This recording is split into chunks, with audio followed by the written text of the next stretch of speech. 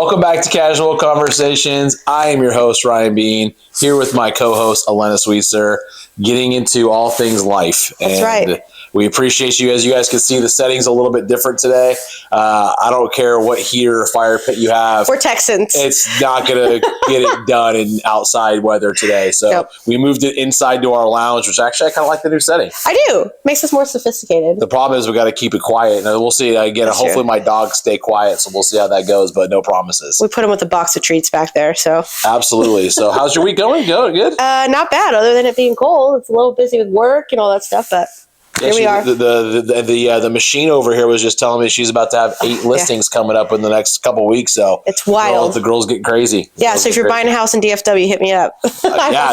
Although she complains about how busy she is, sometimes how she gets taken on. See, she asks for more. This is who she is. She was just saying, I don't know how I'm going to handle 8, and then she's asking you guys, hey, if you guys need a realtor, call her. This is what she does, guys. This is exactly I do. what she I'm in does. my element. What about you?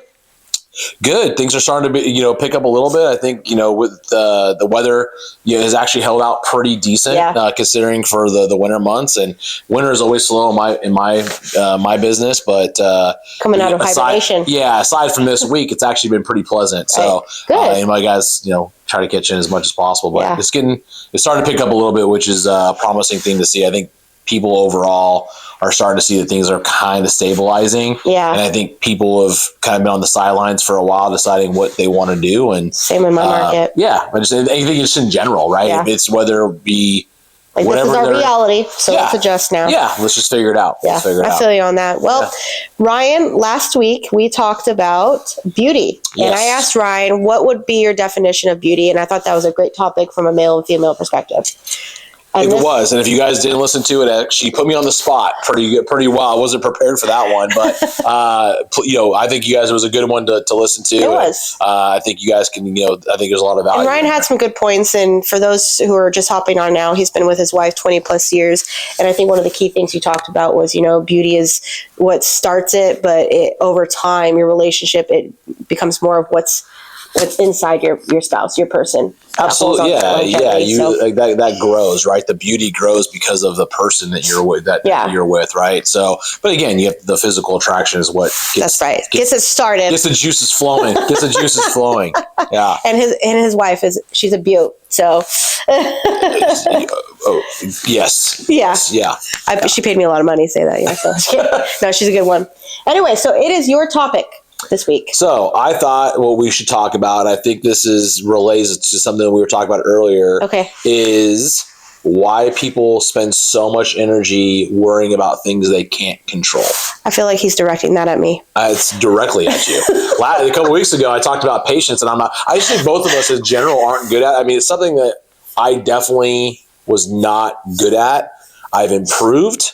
Right. But I think in general, a lot of people, and I'm sure a lot of people that are listening to us now, they spend so much time and energy worrying about things they can't control, and that consumes their lives. So that's a constant discussion in my household with my husband, because if you know Cole, he's very calm and collected, and I'm the driver. And so I'm going 100 miles a minute, and he's the one who has to kind of snap me back in reality. Like, I'm always worrying about stuff. And I think as females, we naturally do that. It's a motherly kind of instinct, I think. Okay. Because I never was this way until I became a mom. And so when I go a million miles a minute, then I start creating all these things in my head. And then when you start creating things in your head, scenarios that aren't backed by facts or truth, you get anxiety. Yeah. And how many of us deal with anxiety? I think it's a massive problem. And I think you hit it right there on the head, where you make up all these things in your head, and you add you create all this extra work and stress for yourself, and then you complain about how stressed you are. And we talked about it earlier on. Obviously, we're talking about the real estate market and things starting to pick up. It's been a weird few years. Yeah. And ever since COVID really hit, the world's been in a state of chaos, in my opinion, on multiple things, right? And at the end of the day, it's something that I think we have to do a better job of, is worrying about what we can control. And we can control our effort. We can control our work ethic. We can control how much time we spend with our families. We can control, the extra effort that we want to put in, the power of one more. We can control that. We can't control who's in the office. We can't control, COVID happening out of the blue. You can't control a pandemic. You can't control what people's opinions of you are. You can't control, what your boss decides they want to do. You can't control the direction your company wants to go if the leadership decides it doesn't line up with what you want. Right. You just have to figure out a way to navigate through it with what you can control. And I think if you put your focus on that, things become a lot easier for you. And I think a lot of stress gets off of your plate. I agree with what you just said, is that I hear it all the time. And I'll talk to my team and my guys, and I'm like, guys, look at all this extra stress you're putting on your plate. You can't control it. Right. So just do what you're capable of doing. Do what's within your control and let the results. And leverage out what you can't control. Yeah. That's been my biggest lesson since my business has grown, is being able to leverage things out. Because I try to control things that I don't need to control. You see what I'm saying? Mm-hmm. But when you're saying that, I started thinking about as simple as first thing I thought about was my toddler, right? Mm-hmm. His emotions, you don't know where it's going to come from. One day he's a happy little thing. You think life's great, and all of a sudden, meltdown. Right. And so I look at that as a lesson, as I can't control his emotions. I can control mine. Right. And so when he's having his meltdowns or he's having his tantrums, it's really easy for me and want to engage in how he's doing it. But if I control mine, more than likely his actions are going to turn around. And it goes back to that, kind of ties into that patience that we talked about a couple episodes ago, something that I'm not good at doing. And, that's one of the things, like you just said, my wife gets on me all the time, and I'm not good at it. And I'm very good at worrying about what I can control in the business world. Mm-hmm. I'm not as good as stressing about what I can't control when it comes to the kid stuff. So you make a great point there, because teenage kids right now, it's rough. Dude, I want to tell you, it gets heart. easier. It doesn't. I think it gets harder. And then once you turn that teenage corner, I think that's when maybe things get a little bit easier overall. But, the way that I react to the kids sometimes is so counterproductive, rather than just going, okay, what do I got to do to change how I'm coming at it? And maybe we'll get a different result. So I agree. And just like you, and I think this is why we started this podcast, because we're literally the same human being, just male and female version. But I struggle with controlling the things that I need to control. And it's when I've learned to offload a lot of the stuff that is unnecessary, I've noticed my happiness has increased, my stress levels decreased. Right. And I'm trying to think of, why do we do that to ourselves?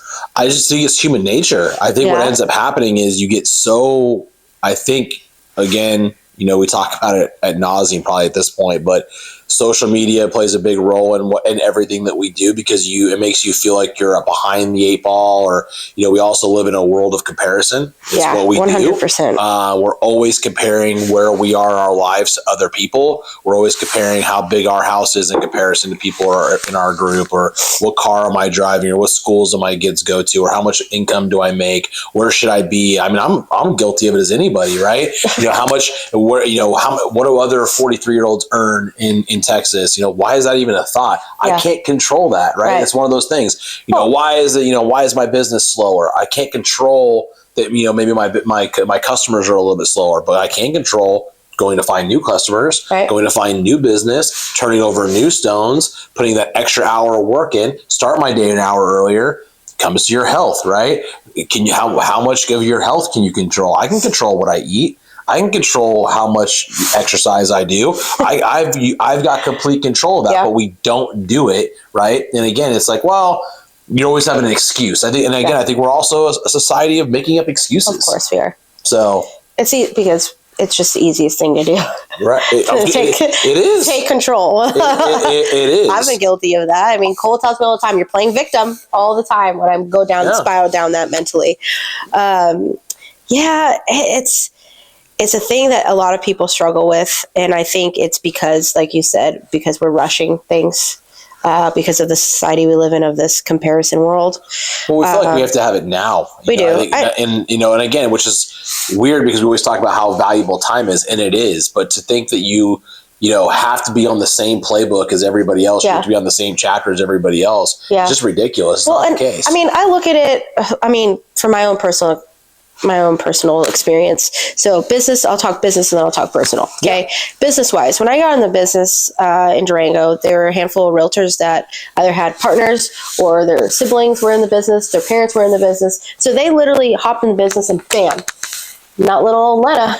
And I used to play victim mode, like, well, I don't have that. I don't have that. And so I used to focus on things that I can't control. There you go. And what did that do? Cage me up in a place that I knew I didn't need to be in, but I was putting myself there. Right. Right. Then I look at the other aspect, like, if you're not watching the video or you haven't met me in person, I'm not a tall human being, right? And so my mom is 5'1", my dad is 5'6". I ended up marrying short. So it continues with our kids. She's not breaking the chain. Her and Cole don't want her. Who knows? Who knows what's in the water? Yeah, these days? we need Kean to find a 6 foot. He's like he's a linebacker. There you go. I guess he was find a 6 foot. But I used to hold that chip on my shoulder all the time. Like this, my friend is beautiful because she's this tall, and then she has this, and her family has this, and those are things I can't control. Correct. What can I control? Okay, so be it. I'm 5'5". You know what? Short people are freaking awesome. Okay. Yeah. Normally, short people are very funny people.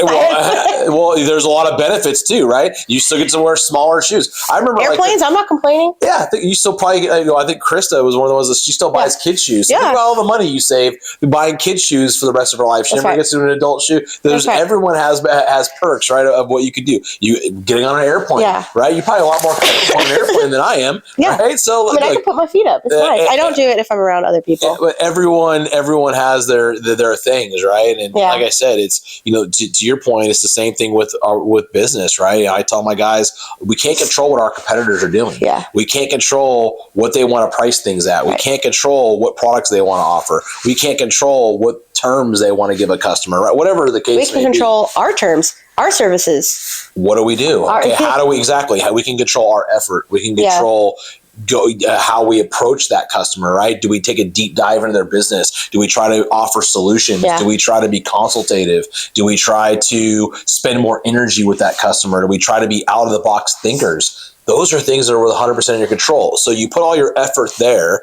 and then what ends up happening is you get rewarded for that. And not only will your customers see that, right, because you differentiate yourself, but then you apply it to your regular life, right? When it comes to marriages, your kids, how you react, like you just said, you can't control what Kean does. Yeah. You can control what you do, and how you react all of a sudden changes the way he reacts as a default, and you don't even know it. So instead, you get so fired up. And I do this all the time. This is Ryan talking to himself. This is me looking myself in the mirror. Don't forget, this is our therapy session. It absolutely is. That's why I love these conversations, because it's these type of things that we want to have. I would rather our conversations being these type of things that figure out how to make us better. Right. In all aspects of our life, because we have the one go around, but but we're still human. So at the end of the day, it's very easy to talk about these things when we bring these topics up of we need to be doing this better and we should be doing that. And you guys listening at home or in your cars, just make these little subtle adjustments, and all of a sudden everything's fixed. That's not the case at all. All we're trying to say is that when you look at how much time and energy you spend on where you're at in your life, where you're at in your career, where you're at in your relationship status. Maybe you're single trying to find that person. Okay. Well, what are you doing? Oh, well, I can't, I'm worried about how old I am or how old she is or where I'm at in my life. Again, those are things that are completely out of your control. Rather than, okay, let me go try to figure out how to make a best of this situation. Where's the opportunity in this situation? I think you said the keyword, energy. At the end of the day, it's all about energy, and it's got to place it somewhere. So if you're focusing on things that you can't control, you're not using your energy wisely in a place of growth. Right? You're not growing. It's restriction. And it gets you to the victim mentality. Yes. And once again, I am guilty of this. Okay. So I am speaking from my own personal experience of I've been there where I have caged myself in a place of unhappiness, in a place of no growth, because I'm trying to focus on things I can't control. Right. And it's been over the last couple of years that I've really started to kind of fix my mindset about those things. And my life's getting better. Would you look at that? Well, so use this as an example. Like we've said before, she's a realtor, and this is a very tough market. It's a very tough market. It has been the last couple of years. You see a lot of realtors that have left the business, or they started thinking it was going to be easy money. They didn't last a year because they realized they can't make it. It takes a very strong-willed individual in this economy, especially when interest rates are unknown. Again, out of your control. Who's in the White House? Out of your control. What is the Fed set at? Out of your control. What houses? What market you're in? Right? That's out of your control. So as far as you're in Dallas, and you've got multiple. How much competition do you have? How many realtors are out there that you compete against? Those are all things that are out of your control. Yet, before this conversation, before we got on today, Elena was just telling me that she's trying to figure out how the heck she's going to manage 8 listings that she's about to get in the next 2 weeks. So that goes to prove the point right there, is because you're not focused on what you can't control. You're not letting that define who you are. You are putting your effort into these podcasts. You're putting your effort into all the things that I see on social media where you're talking to your target audience. You're putting yourself out there more on social media for your business. So obviously, those are the things that are within your control. Yet all of these things are coming to you full circle because that's where your time is being spent. So, and it's the same way that with my work, right? There's a lot of things that stacked against us in this industry, yet we're coming out of it. We're getting healthier. We're getting stronger. And we're doing it in the same economy as everyone that I compete against. So why is it that we are able to perform and get things done? It's because we're focused on what we can control, and we're not putting too much effort on what we can't. Also, you got to focus on, it comes down to the past, present, and future. And so when you're trying to change things you can't control, you're focusing more than likely on the future of things. So if you're out looking ahead of things, and I think a lot of us try to plan out our lives so perfectly, and it's not that. It shouldn't be that. As I'm getting older, I'm like, man, I thought I had this thing figured out. And it should be, guys. The imperfectness is what makes it worthwhile, right? If everyone had this scripted playbook, what fun would it? Now, again, does that mean you're not going to come up with some hardships? No. You're going to. Life is going to be hard. It's the hardest thing that you're ever going to go through, because you're going to get, it's how you react to those things. And again, what you do and where do you find the opportunities in every situation. There's an opportunity. You have to change your mentality on, okay, let me find what that is. And I'm not telling you it's easy. It's not. It's very hard, especially when you feel like things are really stacked against you, right? There's people out there that are hurting. There's people out there right now that can't pay their bills. There's people out there that can't put food on the table. There's people that can't get health care for whatever it may be for their kid. There's a lot of stresses that go out there, but I guarantee you that a lot of the people that are in those situations also aren't doing very much to change it either. And that's what these things are about, and these conversations with Elena are about. And for you guys listening, and we appreciate for the people that still are and continuing to keep listening to us, is that we're just trying to give you guys our opinions and our feedback on things that have helped us and people that have gone through tough things, right? I've gone through very tough things. I've gone through very tough economies. Last year, seasoned, don't forget. Seasoned. And and again, the 20-year-old Ryan is a completely different guy than the 43-year-old Ryan. It's where the ambition was, how I looked at things, the attitude, how upset I used to get over things, and again, because I let things that I couldn't control consume me, and it was always an excuse. Well, I can't sell because my competitor is selling it at this price, and I just can't be competitive. I don't have. I can't find a long-term relationship because, of how they are, not looking at myself going, okay, well, what do I need to change, right? Oh, my kids are pissed off at me, because I'm constantly hammering them. Well, maybe I need to look at how I'm approaching them, or, I don't like the way my kids act, so I'm going to keep yelling at them and screaming at them or whatever it is, or criticizing them, rather than going, okay, maybe I need to look at myself and go, what different things can I control in those situations to change the outcome? Right. And so I look at it like, and this is on a business perspective, because I was trying to think, why do we project all these future predictions that we don't know if it's going to be true or not, right? And so I look at my business plan that I created last year for this year. And so my goal this year is to do 36 units and 12 million. Okay. So you start the year off that, and you're like, okay, by this end of December, I need to hit 36 units and 12 million. So then I start focusing on that number, right? I can't really control that. What can I control? the action steps I take today to create that. Correct. So if I'm so focused on the future and worrying about the thing I have to do instead of the things that I need to do now, the present, right? I'm not getting the things done that I need to do. Right, to hit my goals. And I think that's the problem is so many people are so focused on over here versus what's right in front of them. My guys do it all the time, and you hit it right on the head. And, they get these big numbers out there, and they get so overwhelmed and consumed by it. And I keep telling them, break it down. Right? Yeah. It's the compound effect, right? Okay, this is your yearly goal. Okay, what does that mean I have to do per week, per day, per month, right? Or whatever, however it shakes out. And then, or per day, when you break it out per day, you're like, oh, that's a really achievable goal. Yeah. Right? I want to read 50 books this year. Yeah. Oh my gosh. That's a week. That's a book a week almost. How am I going to get that done? Let's just use that as an example. Yeah. Okay, well, what if I told you have to read 20 pages a day? Yeah. Can you read 20 pages a day? And you're like, wow, 20 pages a day, that's not a big of a deal. Well, 20 pages a day is still 50 books a year. You're just putting it in your head on this big goal, and you've made it so big that you feel like it's an unobtainable goal. So what does other people do? They quit. They quit because it's the easy thing to do. Like, oh, I'm never going to achieve that. Yeah. Rather than trusting the process, and my guys will back me up on this because I say it all the time. You have to trust the process. Yes. You have to take it day by day. You can't skip steps. You take it day by day. And you can't skip a day. You got to be disciplined. Right. You got to do it day by day. And what you're going to end up doing, like you just said, I would guarantee you, I can almost guarantee, I'm going to tell you what, I'll put this out there on camera. Oh, no. Me and Allison will buy you a Cat City wine dinner. Oh. Okay.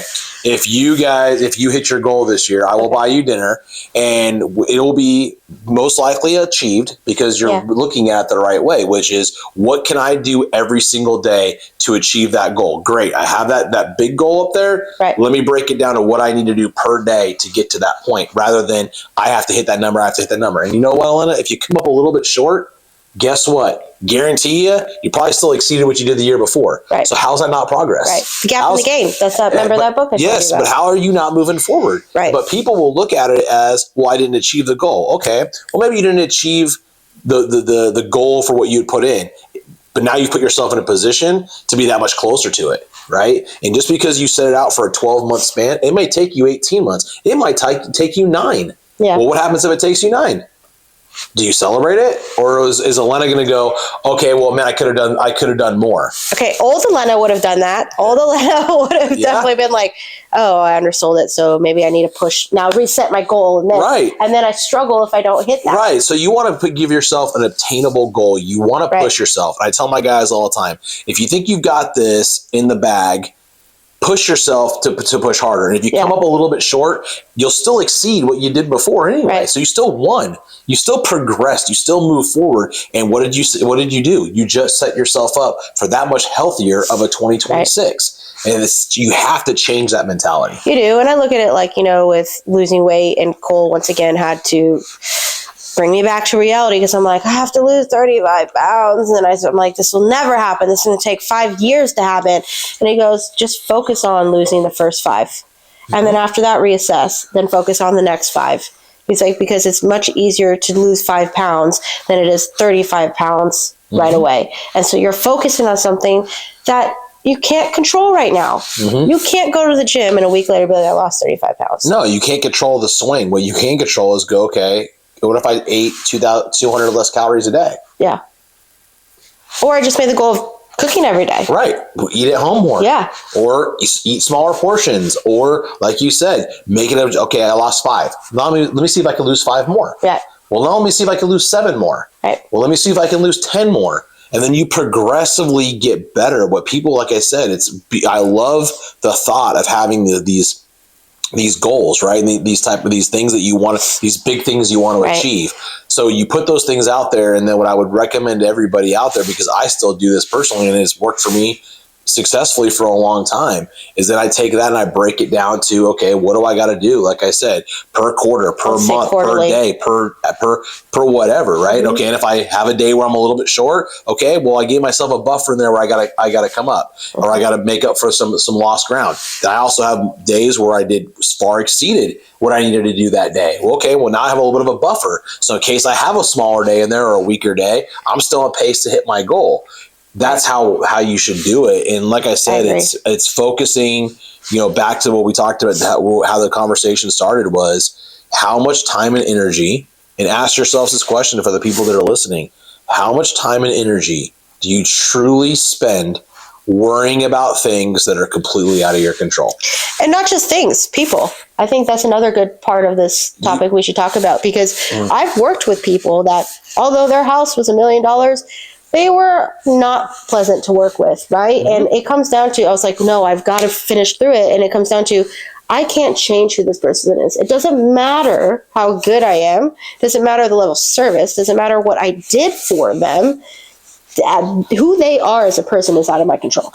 It is, and I would tell people that are listening, when you learn to have zero expectations of people, your life will change dramatically. Right. I don't expect anything from anyone, except for my wife. I'll say that, right? Only because we're a partnership, so we're a team, right? So, but I'll say our team does not have any expectations of other people, right? And I don't put that stress on us. I don't worry about it anymore. I used to think about it all the time. Friendships. Am I putting more effort into this friendship to them? Do they care? Do I care more about them than they do my family? I'm always doing this, but they're never doing anything for me. I feel like I'm always the sounding board for them. They're never even reaching out to me to see how I'm doing. And then I started getting to the point where I'm just done again, wasting energy there, because I cannot control those people. You can't control the way these people are as human beings either, right? And you can't control the things that happen to them that create them to be that way. Correct. And you don't know their story. Right. That's the other thing too. Again, you don't know why they are who they are. Everyone looks at what they see at face value, and very rarely do they take a deep dive into someone and go, okay, why are these people? Now, again, does that mean there's just not bad people out there? No, there are. There's horrible people out there. But there's also a lot of good people out there that feel like they can't catch a break, and they go, okay, what more can I be doing? How much better of a person can I be? Yeah. I used to be a people pleaser. Yeah. It's not a fun place to be, because the problem is people are going to take advantage of you no matter what. Right. And you'll let them take advantage of you because of that. And again, that's within your control. It's within your control to say no, right? Sometimes you got to be willing to say no also. So, I think that just overall, you're right with the people, like you said, that you've dealt with, and you can't control who they are. But you can control what you do. You can control keeping your composure. You can control not stooping to their level. You can control saying yes to even taking them on as clients in the future, right? And so it's that was a hard lesson I've had to learn over the years, or just even friends. I mean, my late 20s, early 30s, I went through a different friend change. And you get upset with your friends when they're going through something with their life and they're not changing it. And then you're like, but why am I working so hard to help you change your life if you don't want it? Correct. I can't control your actions. Just like I tell Kian. Right now, when he told me, some kid at the school the other day told me he's not fast because he doesn't have fast shoes. And he was upset about it. I said, well, who's controlling your happy right now? That kid or you? And he was like, and he looked at me, I was like, that kid. Who controls your emotions? You can. You decide what makes you happy. You decide what makes you sad. You decide what you want, what actions you want to do. Mommy can be an influence and tell you to be a good boy, but you choose to do the actions that you do. Right. I can't. This is the one thing that, if anyone gets anything out of this conversation, I hope it's this, is that you can never control what people's opinions are about you. You can control so much other things. Like you just said, how you react. Kill them with kindness. I have a teenage daughter right now, and it's a rough age to be a teenage girl. And the drama, like teenage girl or a dad of a teenage girl? Both, but it's just the drama piece of it, right? And and my son just made a comment the other day about like how Addison and his sister's driving him crazy, because of the drama stuff. And I said, buddy, you don't know what it's like to be a teenage girl.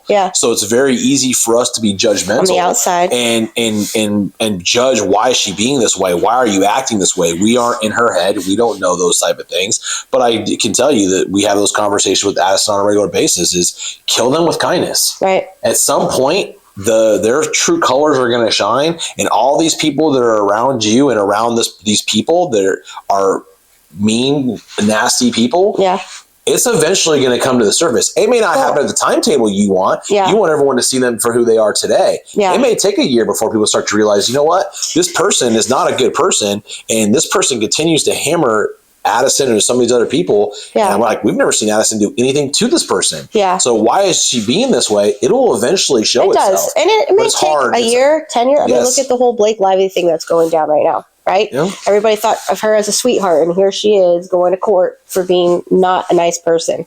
That's been on camera. Mm-hmm. Right. But I agree with that, you know, and then we get so consumed with trying to fix people's opinions about us, but we can't control that, right? You can't control that. And so what was the quote I put yesterday? I said, the opinions of others are those people are not the ones who are going to have to face the consequences of you holding yourself back or being small. You have to face the consequences. That's correct.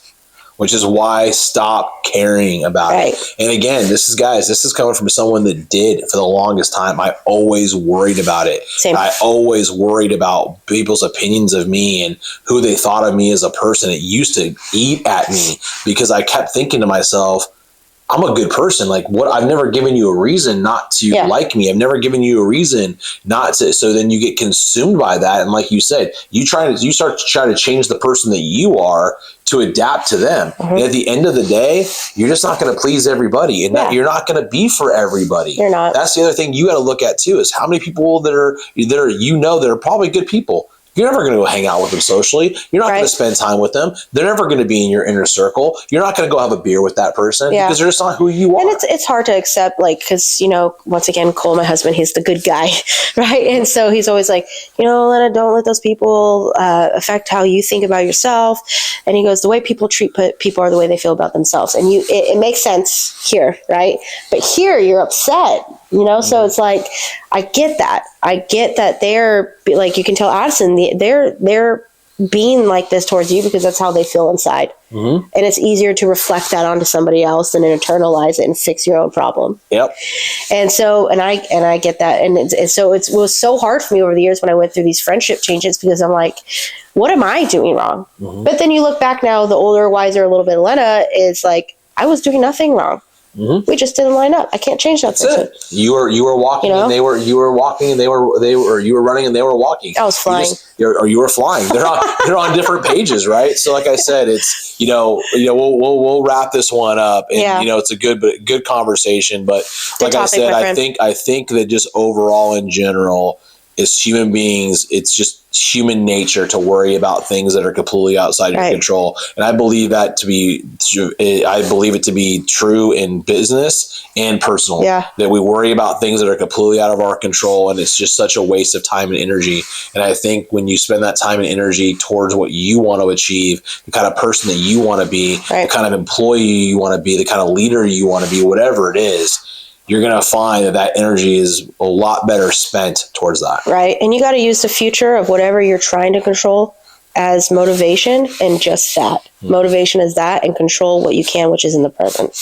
Yeah. And that's how you're going to find yourself in a sturdier ground. Yeah. So thank you guys for listening. Thank you guys very much. Continue to follow us, like us, share us. Hopefully we're putting content out there that resonates with you guys. I'm making Ryan do more silly reels, like he's been dancing lately. Look at this guy. Sorry for that. But again, my kids do give me a lot of credit because they're like, Dad, you put yourself out there. You know why, guys? Because I don't care about the opinions of others anymore. That's right. It used to bother me. Now I don't. It doesn't bother me one bit. I'm doing me. I give it no second thought. So we appreciate the feedback. Like I said, guys, the support has been phenomenal.